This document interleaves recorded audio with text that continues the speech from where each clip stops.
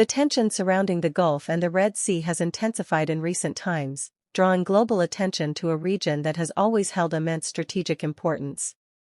These waterways are not merely geographical features, they are among the most critical arteries of global trade and energy transportation.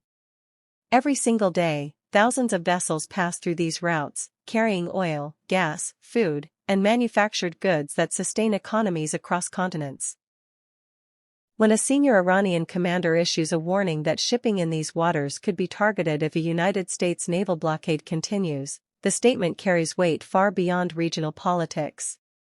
It becomes a matter of international concern, one that touches upon economic stability, global security, and the future of maritime norms. The Gulf region, especially the narrow passages that connect it to open seas, has always been of strategic leverage.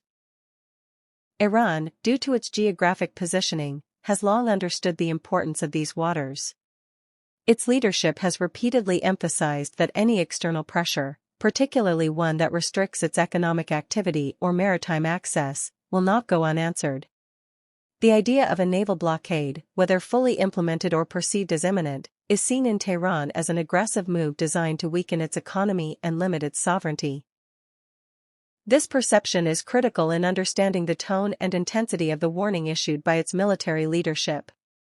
On the other side, the United States views its naval presence in the region as essential for maintaining freedom of navigation and protecting the interests of its allies.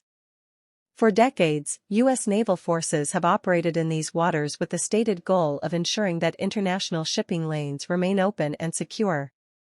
However, the concept of a blockade introduces the unfolding situation in the Gulf and the Red Sea represents one of the most delicate and potentially dangerous geopolitical developments in recent times.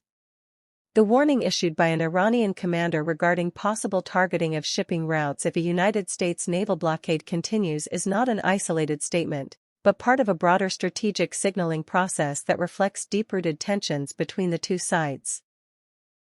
These tensions are shaped by years of political rivalry, economic sanctions, military presence, and competing visions of regional influence. As such, the current moment must be understood not only in terms of immediate threats but also in the context of long-term strategic calculations. At the center of this issue lies the concept of control over maritime choke points. These narrow and heavily trafficked waterways serve as vital connectors between major regions of the world.